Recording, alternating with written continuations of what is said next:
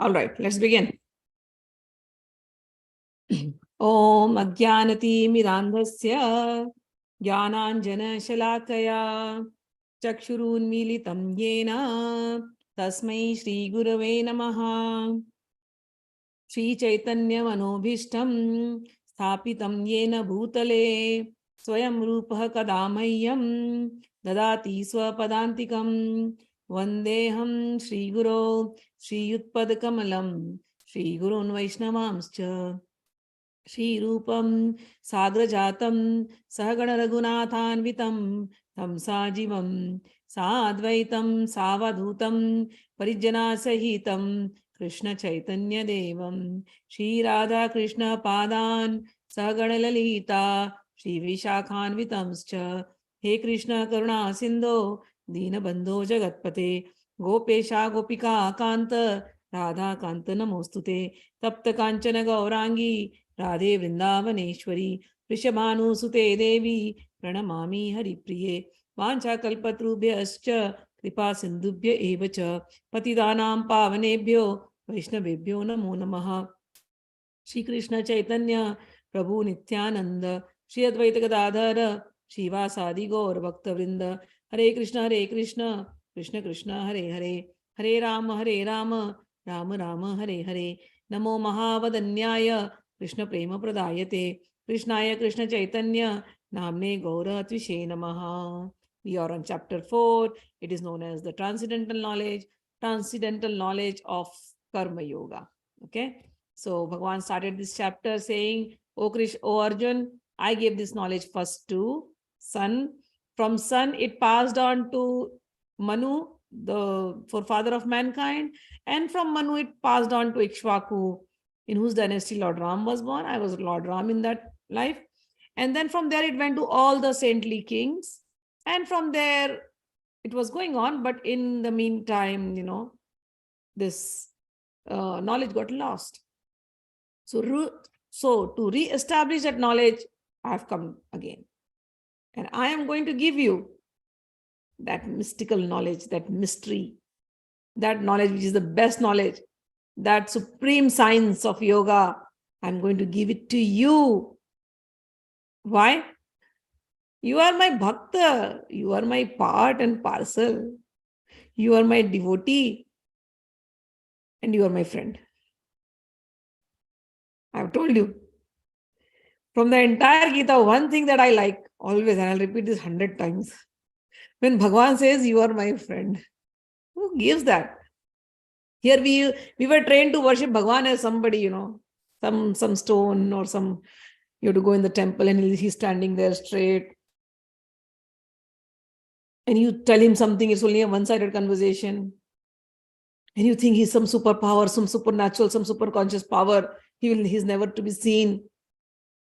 But here Bhagwan says, here Bhagwan is talking through this book. I am your friend. You are my friend.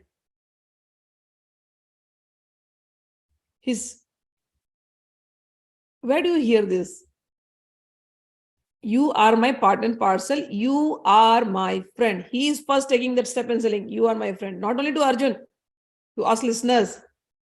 We are all his devotees. We all love him. He knows it. And he's acknowledging it. And he says, I'm going to give you the highest love. I'm your friend. Let's shake hand. So we are also like, yes, you are my friend. You are my everything.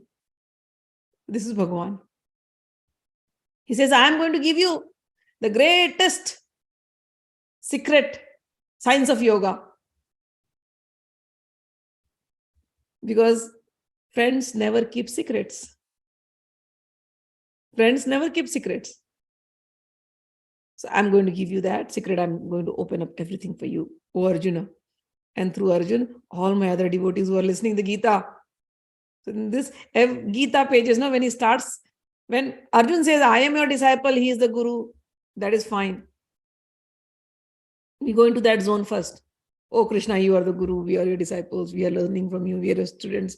But Bhagwan says, that I understand, but the greatest thing is you are my friend.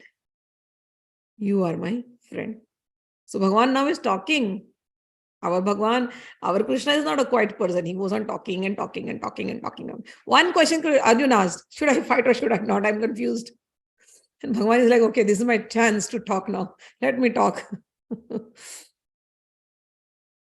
So Bhagwan is talking. And Bhagwan says, you are my best friend. You are my devotee. And that is why I'm going to give you this transcendental mystery of the science of yoga. Arjuna then looks at him.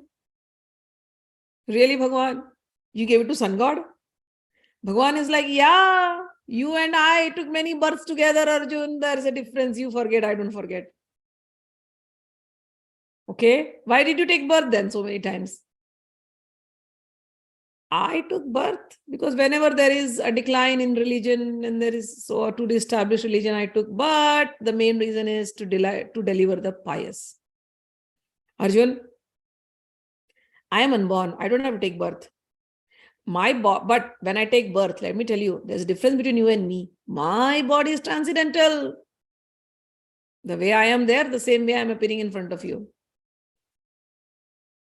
So my body is transcendental. My birth is transcendental, and all the great activities that I do, everything is transcendental. And if somebody understands this, that person also becomes transcendental. Bhagwan says, I lack nothing. Nor am I coming to do any karmas. Unlike a living entity, he takes birth again and again because there are so many unfinished desires. To fulfill those desires, we take these bodies. Say you're in love with somebody in this life, desperate. You just want that person. And this is an unrequited love. You don't get that response from that person. And you die thinking of that person whom you loved, human being. Obviously, you're dying of that, thinking and dying, you're dying thinking of that person. Obviously, nature is not cruel. Nature is like, okay, this person like this person, they must meet, but not necessarily in the way you desire to meet. Depends on your karma. Depends on your karma. Quite possible you may meet that soul. Because see, love is a different thing. Love, the way you love somebody, in nature, love is love. There is no relationship there. Okay, love is love. So if somebody is dying thinking of some person, not necessarily you will find that person in the same way, the way you love this person in this life. He may become your brother, sister, you may become friends, you may become husband, wife, you may become boyfriend, girlfriend, you may become, long distance friends, something. Love, you will get love. But in what form, you don't know. Prabhupada used to say this. People in India, those time, everybody wants to come to America. Everybody wants to come to America. Because it was very difficult to come in those days. So Prabhupada used to say, if somebody is dying with that thought that I have to go to America, I have to go to America, I have to go to America, and they die in thinking of America, they will be born in America in their next life, but not necessarily human being. Because that universe is going to decide based on your consciousness. You wanted to be in America, that's all. You do not know the fine prints. And Prabhupada used to joke, if you are born in America and if you're born as a cow, just imagine where you will land up. In the slaughterhouse. So we desire things, but we do not know where we will land up, where these desires are going to take us. So us human beings, we take birth again and again to fulfill our unlimited desires. Bhagwan says, I have no desires. I don't take birth to fulfill my desires. I incarnate to fulfill the desire of my unalloyed devotees. My devotees, they cannot think anything other than me.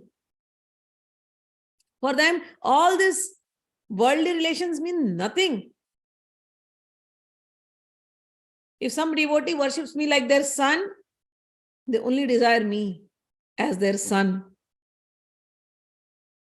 They cannot be delivered. They cannot get liberation until I become their son, or I give them that.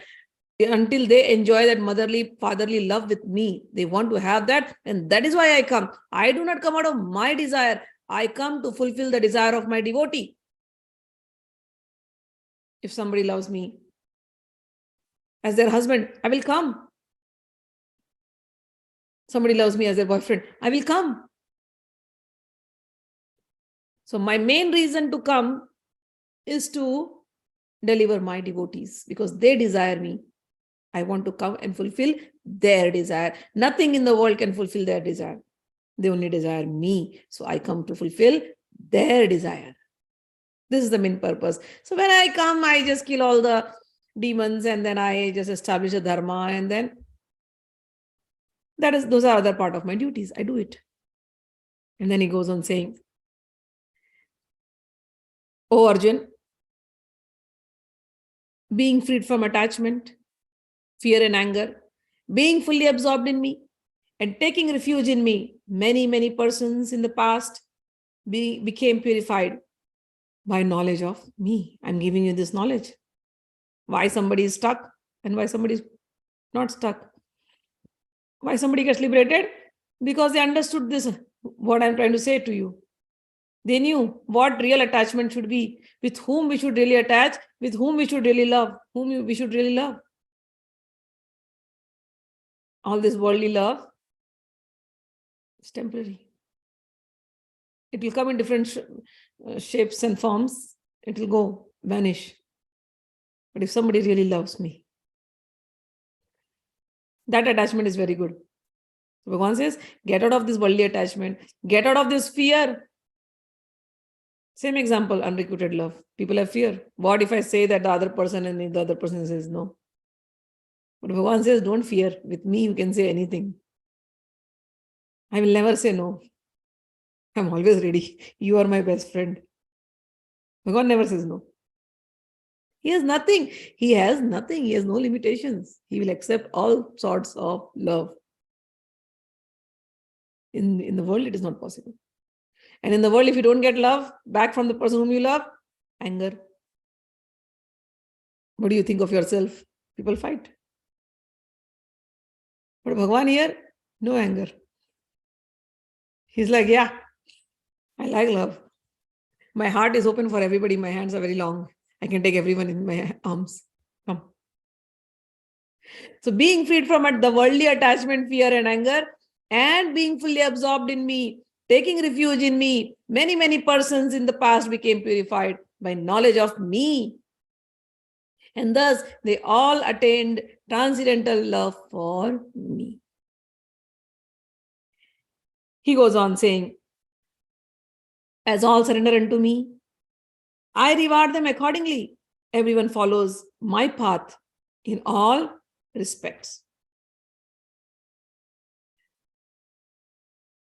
Men, so this is very easy. Bhagwan says this is easy, but then what happens? Why don't people go to him? He gives one reason. He says men in this world desire success from fruitive activities, and therefore they worship the demigods.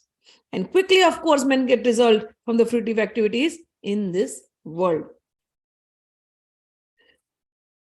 And then he went on saying, according to the three material modes of nature and the work associated with them, the four divisions of human society were created by me. And although I am the creator of the system, you should know that I am yet the non-doer and unchangeable. So we discussed about the four divisions of the society: Brahmana, Kshatriya. Brahmana means the intellectual class who is more spiritual in nature. They can understand philosophy, all those things very easily. Warrior class, that is the Kshatriya, the mercantile business class, that is the Vaishyas, and the labor class, that is the Shudras. So I created it based on their guna. Guna means based on their qualification. Okay. And I created this based on their karma, the actions that they are doing. Based on that, this division of labor was created. And we ourselves are Brahmana, Kshatriya, Shudra, and Vaishya at many different times. Like right now we are studying Gita. So we are increasing our Brahmanical qualities. After this, when you go to your work or there are situations in your life that you are facing bravely, you gather up some spirit from inside and then you go and face. So you come out with your fighter spirit. That is your Kshatriya nature. And when you get the money and you plan the money, where to put it properly, invest it, make more money, retirement funds and all those things. So then you are Vaishya at that time.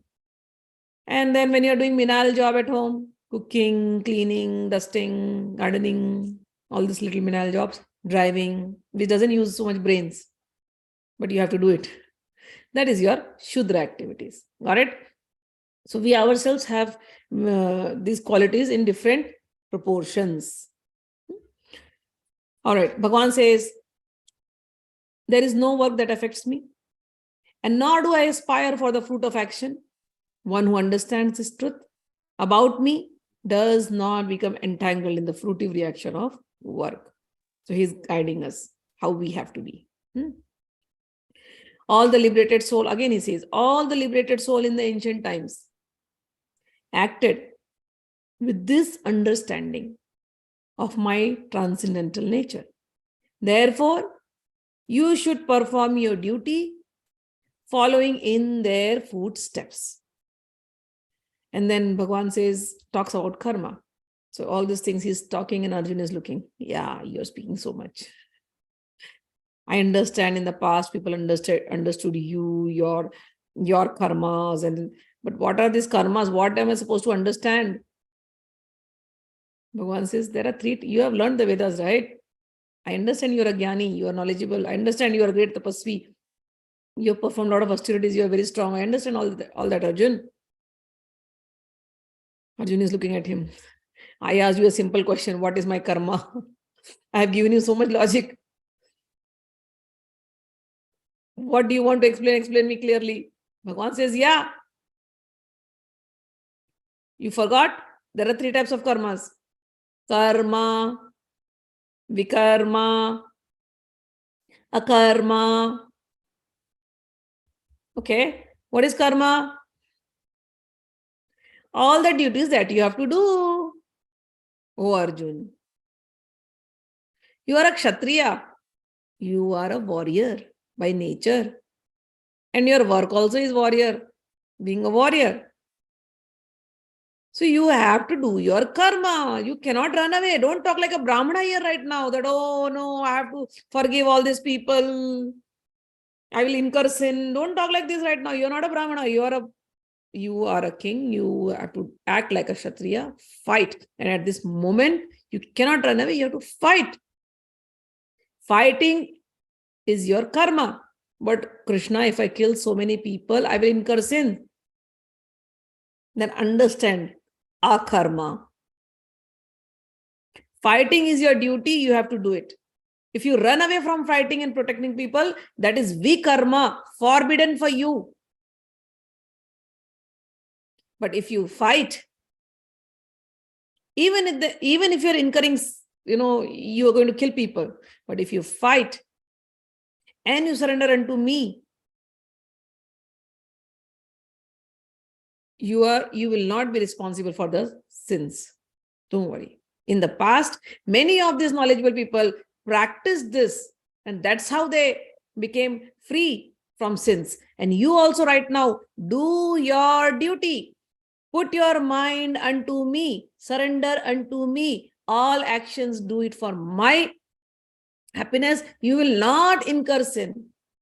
But if you don't do this and you run away from your duties, thinking, oh, no, I don't want to sin, and you forget me, that is forbidden. That is vikarma. So karma, vikarma and akarma. Okay, you have to remember these three things. So always perform akarma. All this I gave you the lecture, but simple thing means whatever karma you're doing, good or bad, surrender into Bhagwan. You don't know what is good, what is bad. Sometimes you think you're doing a good karma, but the result is bad. And sometimes you're doing it appears like you did a bad karma, but the result is good. Do not get attached to anything. Just do for the sake of doing and surrender it to God. That is called akarma. We have been talking about this from the past 3 classes, okay? So now I will move ahead, because if I get into that, I'll start again. So we'll get into the next shloka now.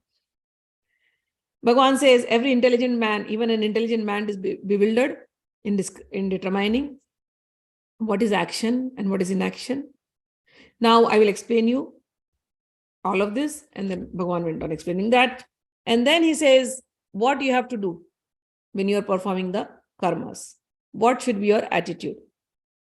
He says in 19, yasya sarve samarambha kama sankalpa vivarjitaha jnanagni dagva karmanam tamahu panditam buddha. There is always this question.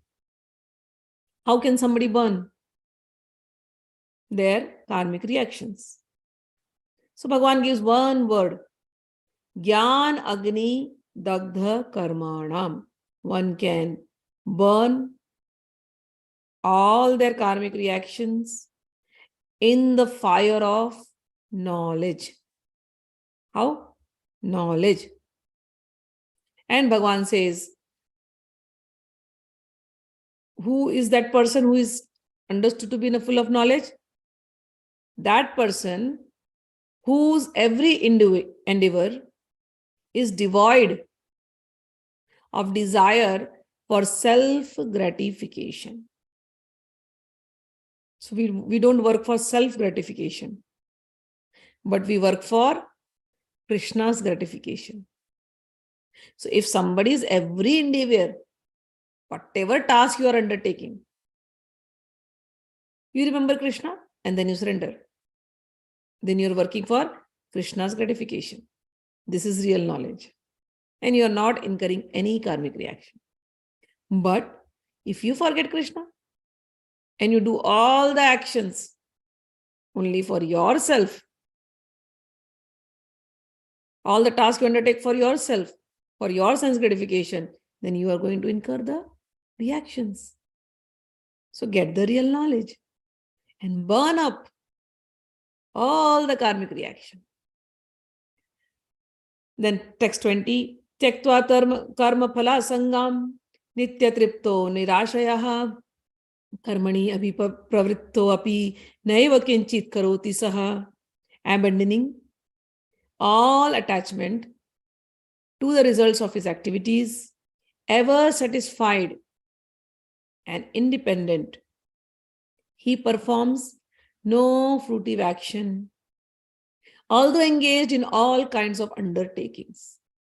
Bhagwan says, somebody, he might seem to be doing a lot of work, and you will judge him, oh, he's doing so much this and this, this and this and this and this. So he's going to incur resultant reactions. Yes, that's a common understanding. But if that person is, his mind is in God, and the way it is being taught in Gita, if that person is doing his work and is satisfied with whatever the results of the work are, when you work, you put your 100%. If after doing that 100%, the results are not satisfactory or partially satisfactory, that person does not react because I did it for God. And these are the results God has given me. He is happy. So he is doing akarma because he did it for God. He says he is abandoning all the results of his activities. Okay? And he is ever satisfied and independent. This does not mean that you become lazy. A person who is working for Krishna, in fact, he has more energy, he will work more.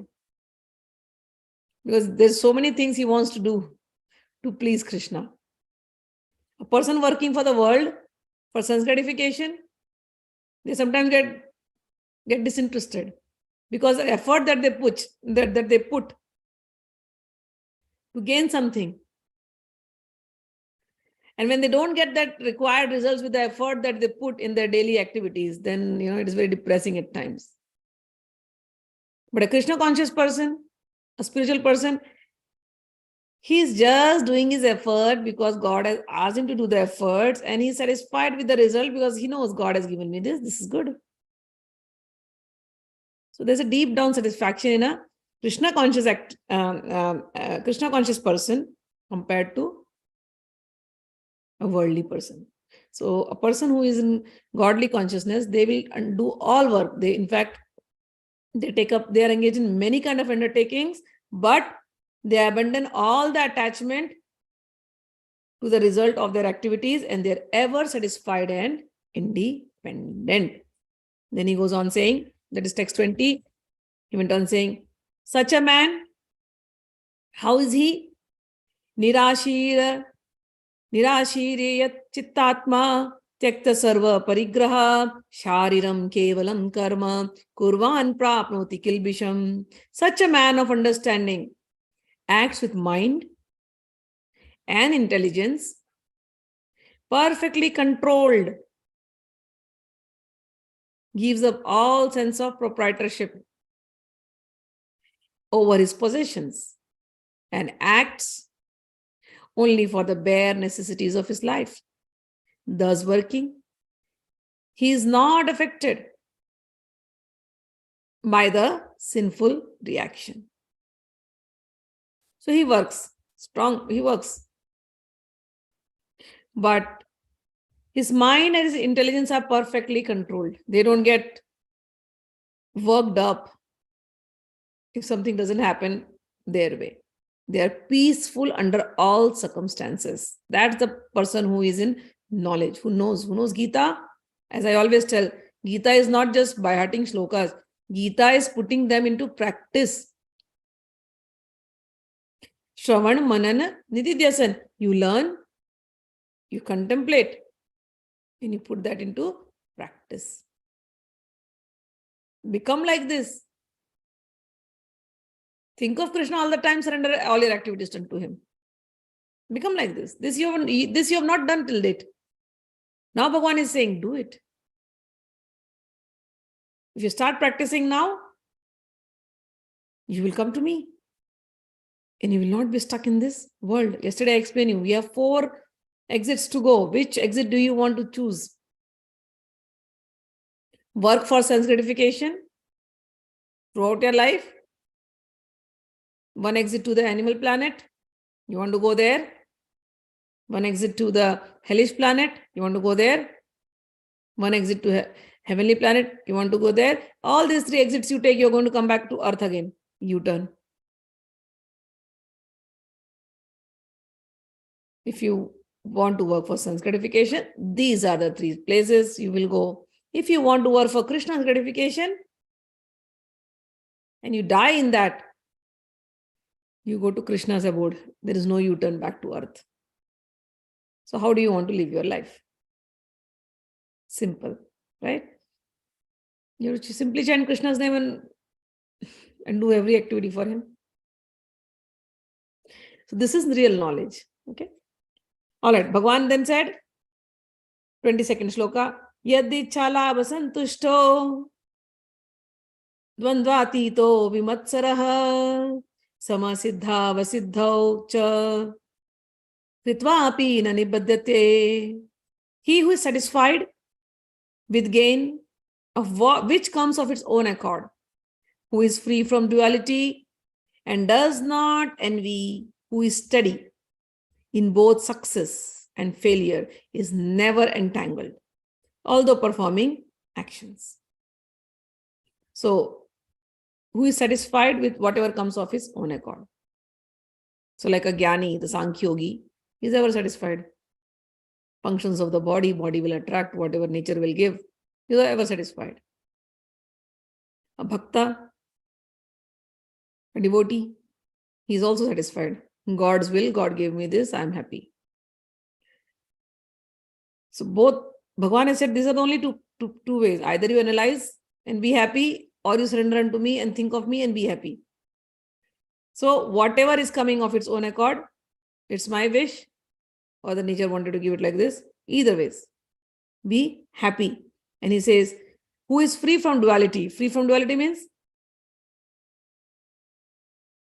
free from happiness and distress, free from profit and loss, free from humiliation and praises. Somebody says good word to you, you are happy. Somebody says bad word, you are bad, you feel bad. No, you are beyond that. Free from all good thoughts and bad thoughts about anybody or anything. So this is rising beyond the dualities. So we have to develop this quality also. And one more quality, very important quality, he says, vimatsaraha. Do not be jealous. Do not be jealous. We may develop all those other qualities, Oh, we are not bothered about happiness and distress. We are not bothered about the weather. We are happy with whatever we have. All this is very easy to do. But envy, it is very difficult to take away envy. So the entire practice is to clear your consciousness. People envy, even in spirituality. They can't see somebody else succeeding in spirituality. Envy comes when we do not like the other person to be successful. So in this path, Bhagwan is warning, do not be jealous. Do not envy. So one who is free from envy and one who is both steady in success and failure. If somebody is succeeding, great. I failed, no problem. I succeeded, great. Equal. Mind is balanced. So Bhagwan says, he is never entangled even though he is performing actions. So these qualities we have to develop. All right. And then he goes on saying, Gata sangasya muktasya jnanavasthita chetasah yagyaya-çaläkayä karma samagram praviliyate. 23. The work of a man who is unattached to the three modes of material nature and who is fully situated in transcendental knowledge merges entirely into transcendence. Bhagwan says, rise above these three material modes of nature. If a person who is beyond the three modes of material nature. Why does he say again and again? What are the three modes of material nature? You must know it now. By heart this. This is what the base is. Mode of goodness, mode of passion, mode of ignorance. Mode of ignorance has to be very less. Mode of passion, we are mostly in that mode of passion. Mode of passion has to be purified and it has to take you to mode of goodness. Mode of ignorance is where you are lazy, dull, depressed, your food habits are, you're into drugs and all those things which you should not be doing. That is mode of ignorance. Is it required? Why did God create that? Yes, it is required. When you are sleeping in the night, you need sleep. So it was given to you to rest. But if you make sleep your habit and you become lazy, then you're overdoing it. You should know how to use. How much to sleep, how much to wake up. You must not eat those foods which will make you dull and lazy and which will take you away from your real spiritual self. So, mode of ignorance. Mode of passion is working. Work is required. We have to earn money. We have to sustain ourselves, our family. Working is required. But don't go crazy after it, that you forget your spiritual self and God. Balance. Satoguna is mode of goodness. Good. It's very self-explanatory. Everybody has to be good. Bhagwan says, who goes beyond these three? To go beyond these three is called as transcendental. Why even go beyond the mode of goodness then? The question is, why should I go beyond? I understood mode of ignorance, mode of passion. It might drag me down. But what about mode of goodness? Being in mode of goodness is good. Why is he asking us to go beyond that also? Because sometimes mode of ignorance also, mode of goodness also brings a little ego in us. we feel we are very pure than others. So Bhagwan, when he says go beyond these three modes of material nature, it is for you to realize that there cannot be any ego. These modes of material nature are nothing but given by Bhagwan. And we belong to Bhagwan. So Bhagwan says, go beyond this material mode of nature, and those who are unattached to the modes of material nature, and those who are fully situated in this transcendental knowledge. What is transcendental knowledge? Knowledge of Gita. They merge into transcendence. So they become transcendental. So you all want to become spiritual. Spiritual means transcendental. Transcendental means know the knowledge of Gita and go beyond the three modes of nature. Then you become transcendental. Simple. Then Bhagwan says in 24, a person who is absorbed in Krishna consciousness is sure to attain the spiritual kingdom because of his full contribution to spiritual activities, in which the consummation is absolute, and that which is offered is of the same spiritual nature. So here he's saying, when a person is in this mode, all the time he's thinking of Brahma. Brahma means the transcendence, the transcendental things, transcendental nature of Bhagwan. So whatever activities he's doing, those activities are also becoming transcendental. And he's merging into transcendence. He is transcending beyond these material things, material world. His every activity, his thought, his mind, his action, everything is divine. Then he goes on saying, so this is one kind of the way you have to be really aiming to be always in that divine zone, in the spiritual zone. Spiritual zone is equal to transcendental zone is equal to divine zone. So we have to aim to go to the divine zone. How can we go to the divine zone? By doing activities which are divine in nature. What are the activities which are divine in nature? Those activities which we surrender to God. They are in divine nature. All right. Now Bhagwan goes on talking about different kind of sacrifices. Why sacrifice is needed? Sacrifice make you sacred. Sacrifices make you sacred. Sacrifice, they both have holy. The first part is the same, sacred. Okay. So here Bhagwan says now, from 25 onwards, Daivam eva pare yagnam yogina pariupasate brahmagnao apare yagnam yagne vayu. He says some yogis perfectly worship the demigods by offering different sacrifices to them, and some other sacrifices in the fire of the Supreme Brahman. So this Bhagwan is now mentioning different type of sacrifices which were prevalent in those times, which are mentioned in the Vedas, and which are even prevalent now. So certain temples you go, certain go to Buddhist temples, you'll see they have big Buddha, and then they have a lot of offerings there. And those offerings are for different deities. Offerings. That is yagya. Offering to these deities is also yagya. Yagya means sacrifice. They have water. So the same system is there in our Hindu. They took it from us only. It is there in Hinduism too. We offer to different demigods. That is yagya. Why Bhagwan is mentioning? Because this is mentioned in the Vedas. And Bhagwan mentions that.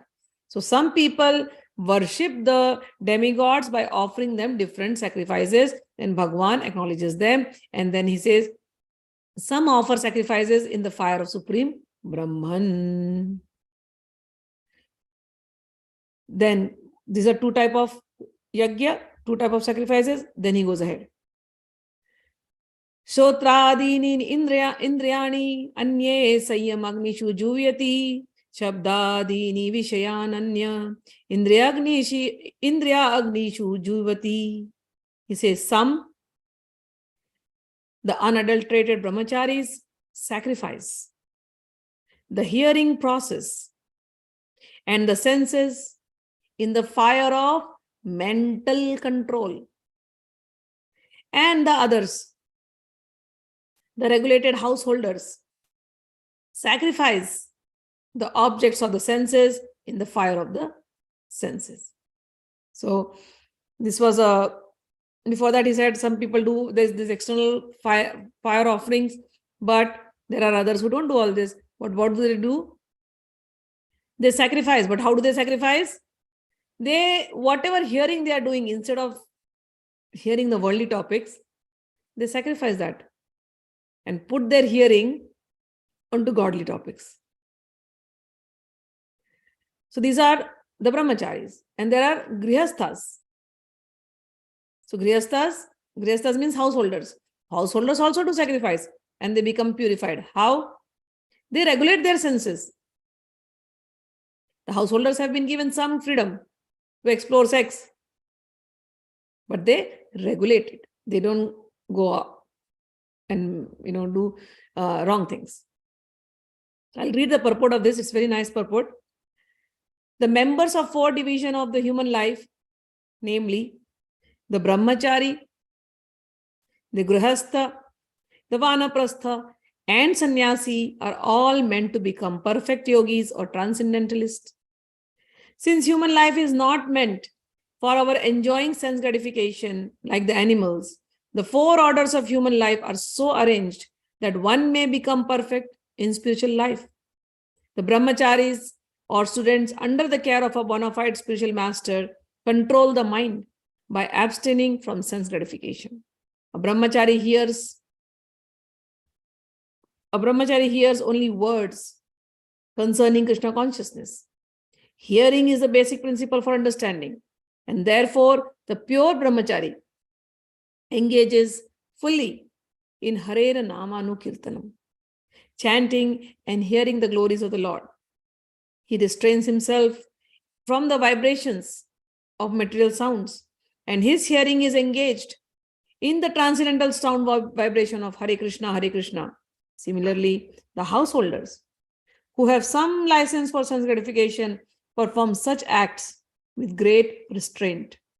Sex life, intoxication, and meat eating are general tendencies of human society. But a regulated householder does not indulge in unrestricted sex life and other sense gratification.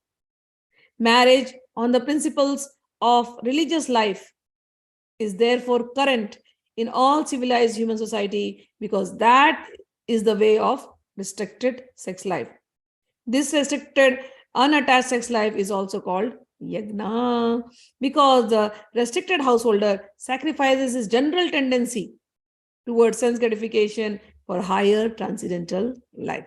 So Bhagwan says, some people are like that, practicing jnana yoga. Some people are like yogis. They are also sacrificing a lot of things. Some people are doing fire sacrifices. They are also doing yagya. But then there are people who are householders. Are they doing yagya? Yes, they are also doing yagya by controlling their organs, by sacrificing their sense gratification. And that's how they are purifying. So Bhagwan now here has used 2 things. He says, using your ears for hearing Krishna topics on Krishna, or remembering God. How will you remember God? He says, use this. If you hear, you are doing a yagya, shravanam. And if you are talking about God, kirtanam. You sacrifice or you control. Sacrifice means control, restrain your senses. How do you restrain? Instead of taking it to the world, you bring it on the topics of Krishna. When we say restrain your senses, it does not mean you have to stop everything, No, you can't. You will have to do the work. You will have to do. You are in this world. You will mix up with the world, but you must know how much to mix up. Whenever you get time, instead of hearing worldly topics, train your ears to hear godly topics. Train your ears to hear Kirtan. Hare Krishna, Kirtan. Easy, very easy. Pure Bhagwan's names. Any of the Kirtan, pure Bhagwan's name, not too many lyrics, just pure Bhagwan's name. Jai Jai Ramakrishna Hari, Jai Shri Ramakrishna Hari. Hare Krishna, Krishna Krishna, Hare Hare, Hare Rama, Rama Rama, Hare Hare. Shriman Narayana, Narayana, Narayana. Shriman Narayana, Narayana, Narayana. Shriman Narayana, Narayana, Narayana. Bhajman Narayana, Narayana, Narayana. Train your ears to hear bhajan. When you are doing this, you are performing a yagya. Bhagwan is saying this. Train your ears to hear satsang, to hear discourses on Bhagavad Gita, Chaitanya Charitamrita, Bhagavatam, Ramayana. So many good scriptures we have. Instead of wasting your time on hearing the same news or same TV programs over and over again, train your ears to listen about godly topics, read about godly topics. So all this is yagya.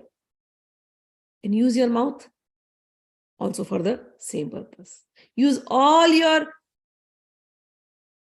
organs for developing your God consciousness. So this, what you are doing, you are sacrificing your things for sense gratification, and you are engaging into development of your divine qualities. This is yagya. That sacrifice of worldly things is making you sacred, is making you pure. Sacrifice makes you sacred. Sacrifice makes you pure. We have to sacrifice. So Bhagwan says that sacrifice is yagya, and you control it and you do it. And then he goes on saying, next one. Sarvendriyani karmani prana karmani chapare atma sanyam yogagnyau juveti jnanadipite. Others, there are others who are interested in achieving self-realization through control of the mind and senses. Offer the functions of all the senses and of life breath as oblation into the fire of the controlled mind. So these are the techniques used by meditators. So Bhagwan says those who are doing it like this, they are also doing yagya. And then, so when we hear all these things, we are like, okay, maybe not everything is applicable to us. We don't go out, we don't meditate, we are not doing all this, whatever Bhagwan is saying. These are big words. Bhagwan makes it easy for us. The next shloka, 28. He says, Drvya yagyas tapo yagya yoga yagyas tatha pare Swadhyay and yatayah sanchita vrataha.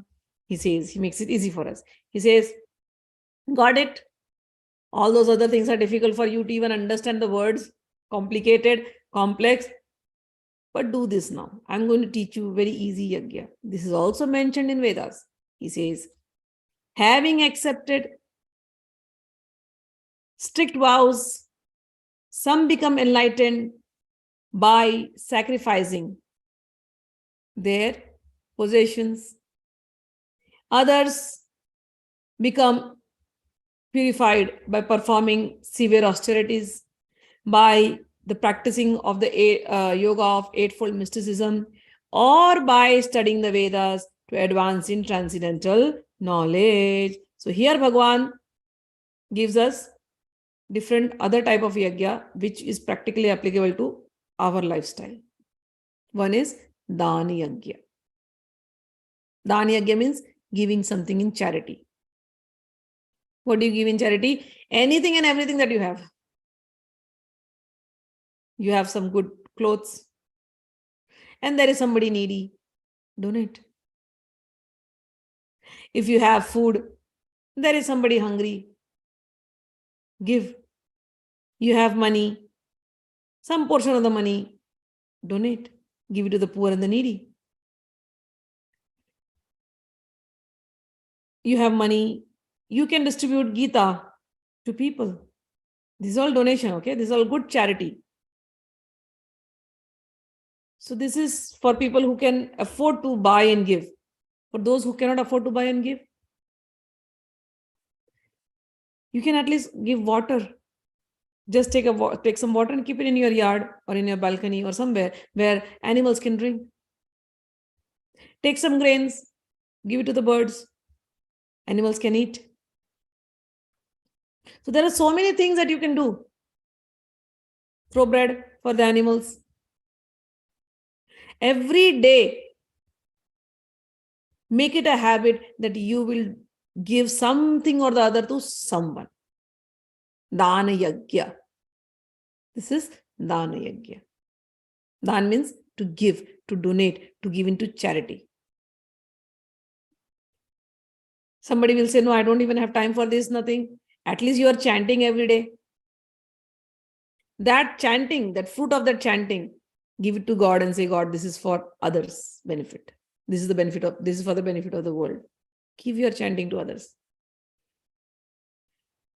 No, I'm not chanting also. Then give your sweet words to others. You can smile, give your smile to others. You have time, give some time to others. Listen to their pain. If somebody comes to you for something, listen to their pain. You cannot give them advice, no problem. Listen to their pain. Wherever and whatever opportunity you get to give something, to do something for the other, to serve something, do it. This is called dana yagya. You got some knowledge. This knowledge is your intellectual property. Give it. Giving. So there are different type of dana that you can give. And especially giving the knowledge is one of the greatest dana that you can do. Jnana dana. They say you give some hungry person comes to your home, you give him food. That food is a good dana. Food is a good charity. Charity means dana, okay? Food is good. But that food will only, with that food, it will only suffice him for that time. But if you give knowledge to somebody, that knowledge will go with that person for forever. So always learn, but to give knowledge, you'll have to learn. So learn and give your knowledge. So you're doing a charity. This is the biggest charity, biggest service. It has more merits than even giving food. Food is good. You should give. It doesn't mean don't give this and don't do that. Give everything. It starts with give everything. And if you cannot give this, okay, then give that. But do something, give something to somebody or other. Every day, make it your habit. You get up in the morning, I have to give some charity. That's it.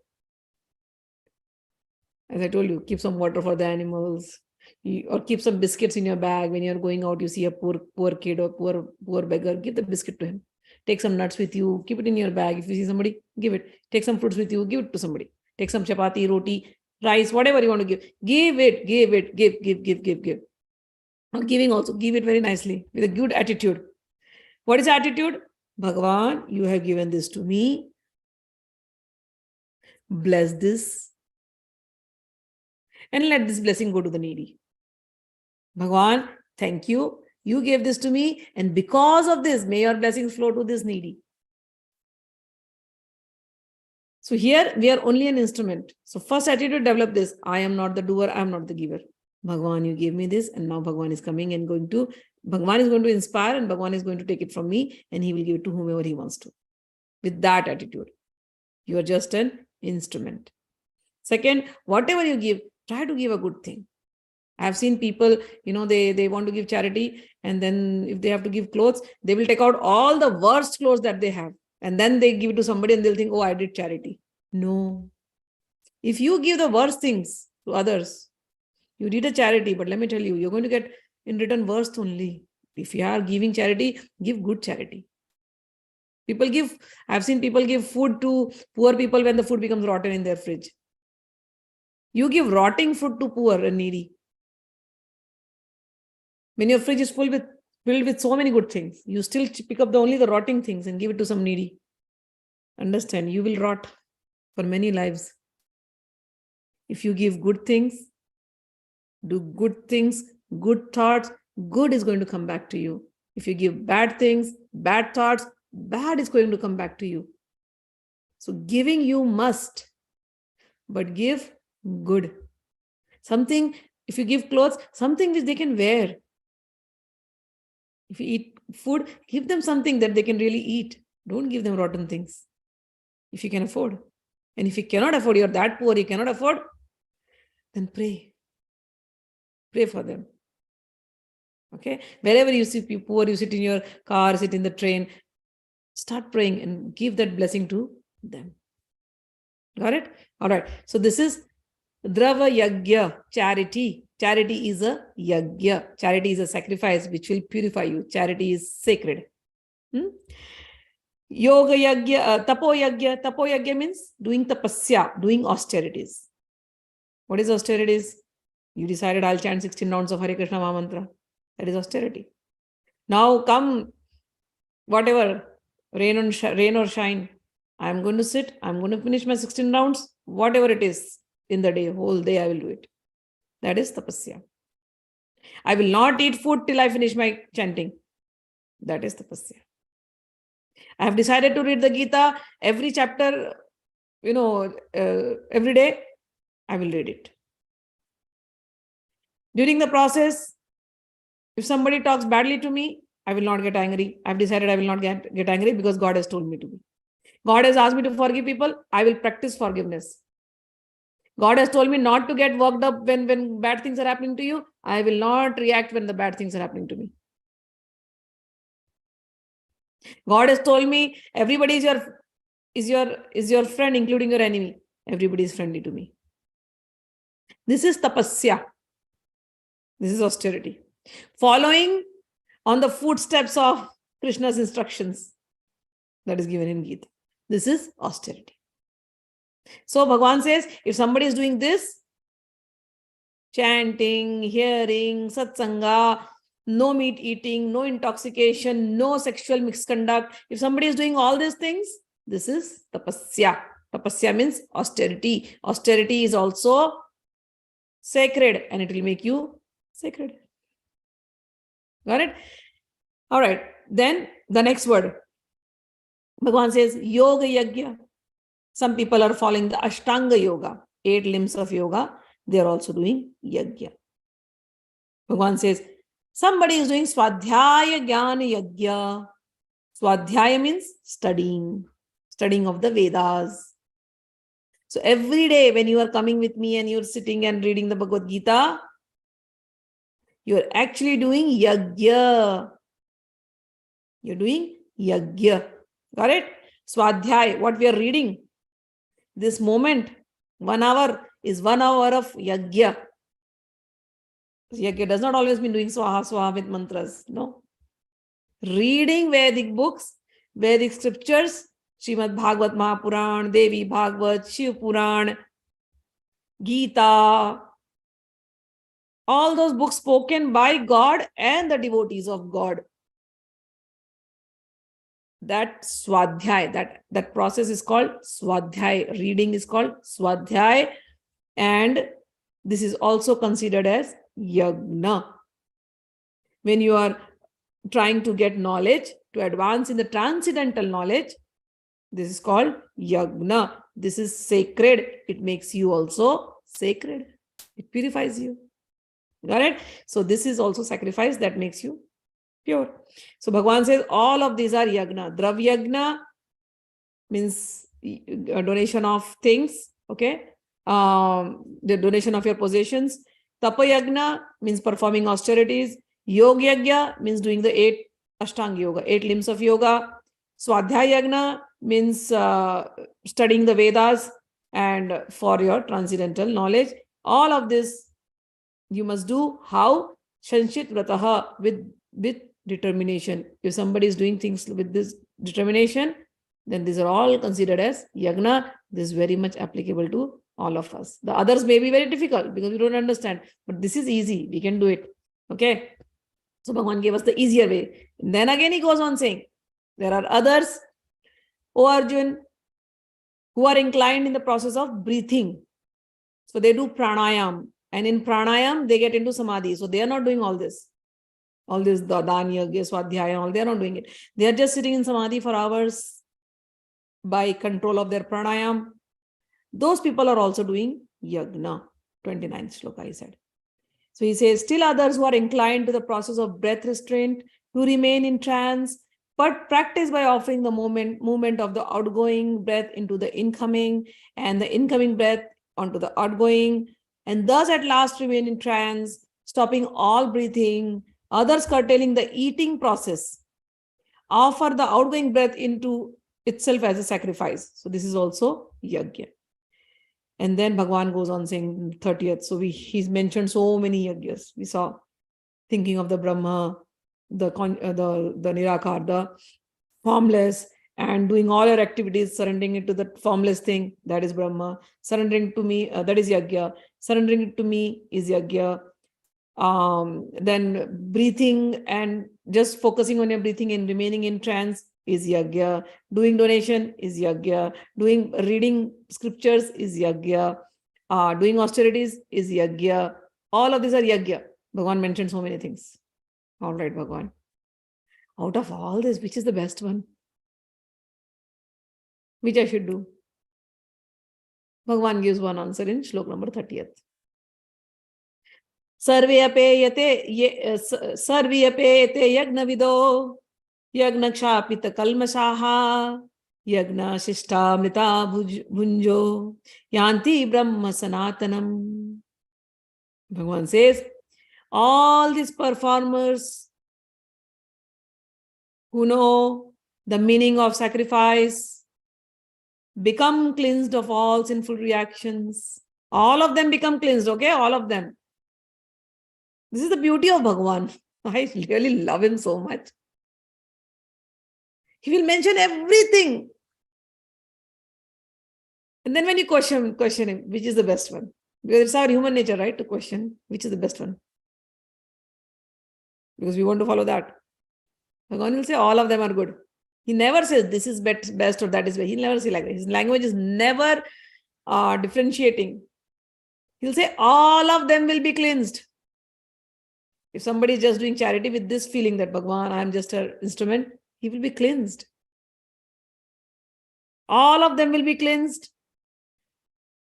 And he says, all of these performers who know the meaning of the sacrifice become cleansed of sinful reaction, and having tasted the nectar of results of sacrifices, they advance towards the supreme eternal atmosphere. Sarve apeyate yagya vido yagya kshapit kalmashaha yagyashishta amrita bhujo. Here he has used the word yagyashishta amrita bhujo. Now this shloka is the same. It has the same meaning, similar meaning as shloka number 3.13, where Bhagwan mentions the word yagyashisht. So this is the important word, yagyashisht. Yagyashisht means remnants of an offering, remnants of a sacrifice. There also he says, remnants of sacrifices, one must take the remnants of the sacrifices because that is going to purify them. And by that, they will remove all the problems, all the things, they become cleansed. Here also Bhagwan is saying the same thing. All this type of yagna are going to purify, and whatever are the remnants, that you must take, and that will purify you and help you go towards the spiritual atmosphere. So in chapter 3 also he mentioned yagyashishta, remnants of a sacrifice.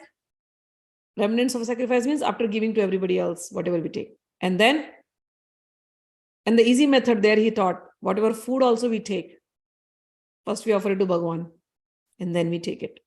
That is also yagya. So all these different things, are the methods of yagya. In Gita, when we read, in further, he'll go and he'll say at one place, of all the yagnas, O Arjun, I am Naam Japa. So these are methods of sacrifices, yagyas. But Naam Japa, he says, I am yagya. He says Naam. If somebody is chanting my name, he is doing a yagya. If none of this he is doing, no problem. If he's chanting my name and if he's thinking of me, he is again and again, every place he has said that. Vitraga bhaya krodha manmaya mamupashritah.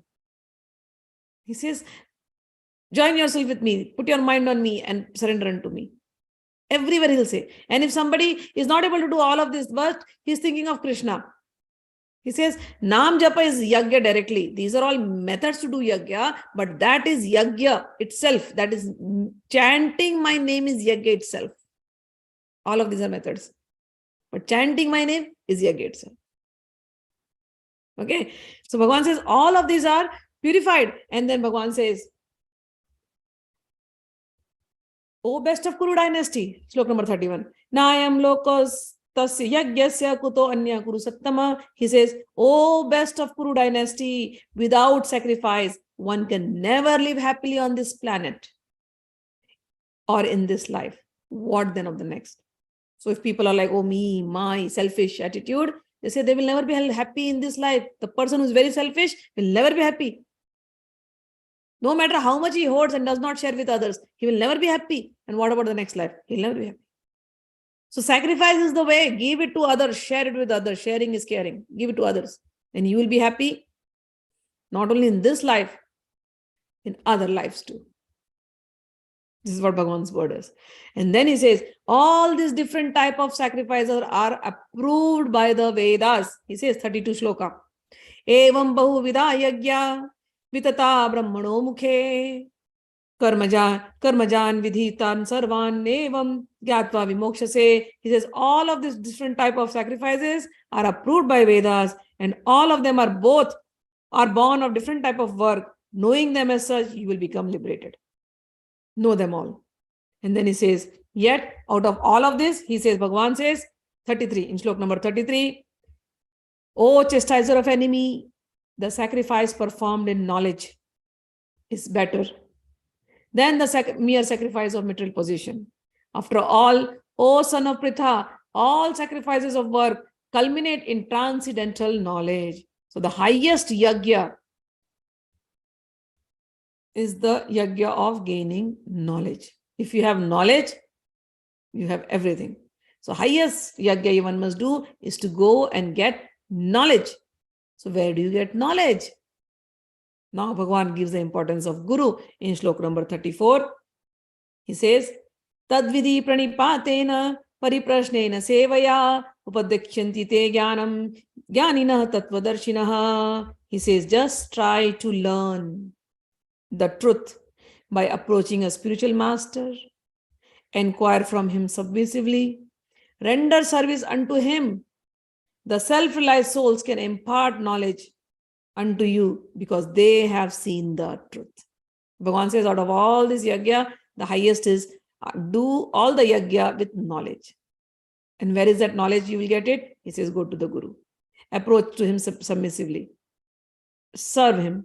And by serving such masters, not one Guru, he has said, Tattvadarshinaha. The word is Tattvadarshinaha. All those self-realized souls, all those souls who know the essence of these Vedas and scriptures and everything. Self-realized souls. Tattvadarshinaha. So he says, you go to them. And they are the ones who will give you the right knowledge. And then he says, Yagyatva na punarmoham evam yasyasi pandava yena bhutani sheshani drakshasya atmani athomai. He says, having obtained the real knowledge from a self-realized soul, from all these Tattvadarshi people, you will never fall again into such illusion. And for by this knowledge, you will see that all living beings are but part of the Supreme, or in other words, they are mine. So this is the knowledge which we have to get from the teacher. And he says, once you get this knowledge, basically the knowledge of Gita is complete by itself. If you get this knowledge, all illusion is gone, all questions are answered, and then you will see that everything that you are seeing as duality, everything is resting into me. Everything comes into me. All right. So with this, we end it up. I'll just take your comment and then we'll stop the class. Next week onwards, I'm going to start this class earlier. Okay. So Thursday, Friday, Saturday. So maybe 10:30. Right now, I think I start in India time is 11 o'clock, I guess. Right. if I'm not wrong. So we will start immediately after the Hindi class is done. Immediately we'll get into English class.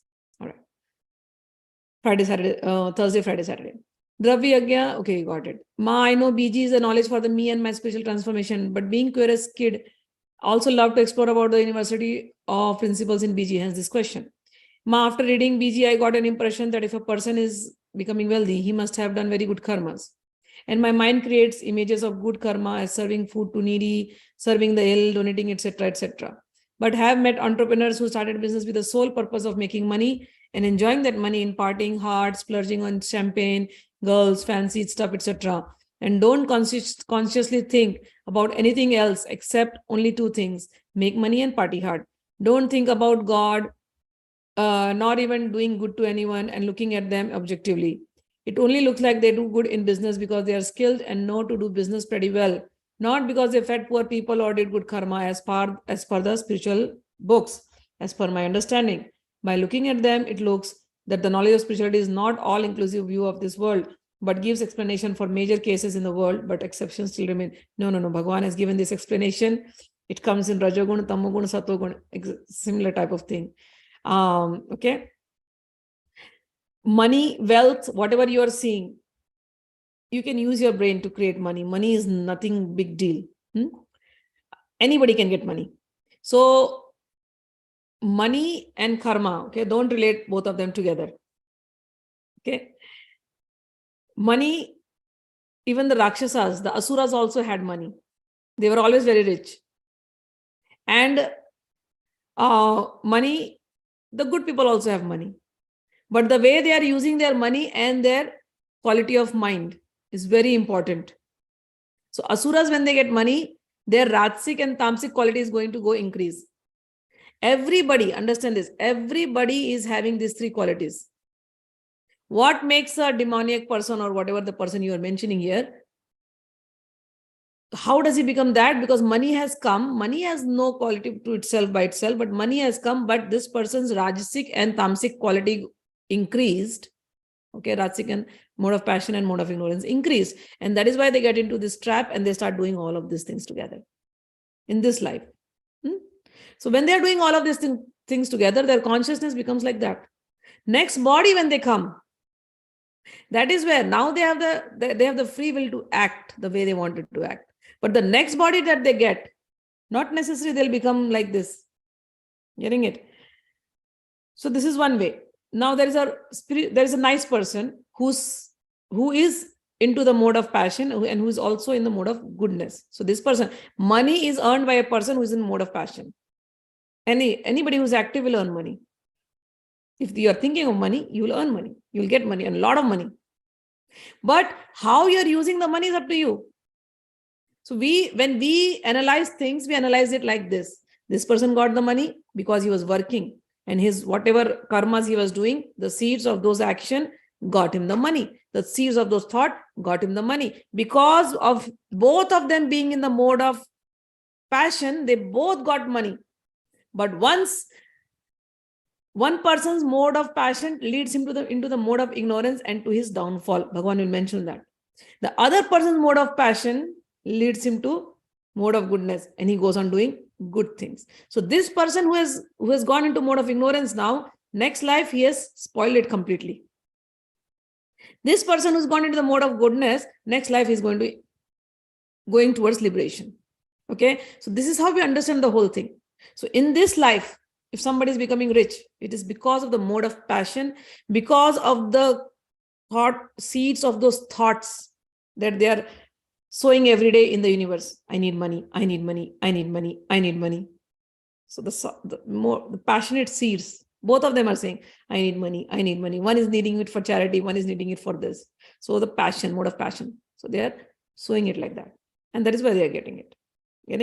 So getting money, anybody can get. But you're equating good karmas only to get money is not right. Your good karmas will bring you good things in many other ways.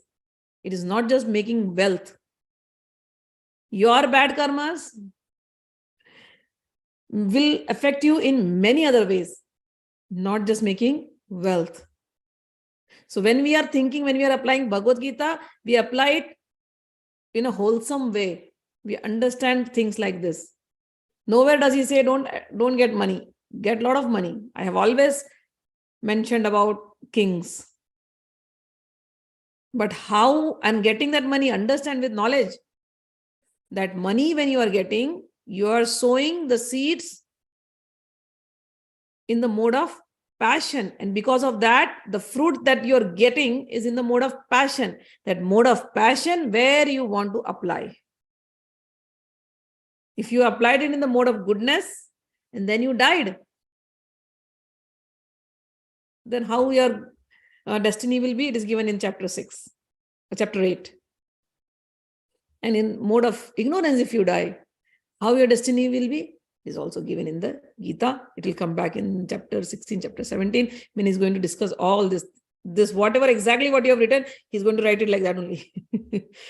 When a person is in mode of ignorance, he gets into all these things and he thinks, I am the doer, and then he will splurge his money in all women and wine and all those things. So that is in the mode of ignorance. Okay. So it is very universally applicable. It is a knowledge. Again, I say, Gaurav, not for others, for us. I hope you got it. But you can raise your hands and talk, unmute. This is so beautiful. Thank you. Thank you for your time, your passion, and your love. All right. So we will end it up here, Jai Ma, and we will meet on next Thursday. Thank you, Ma. Thanks a lot, Ma.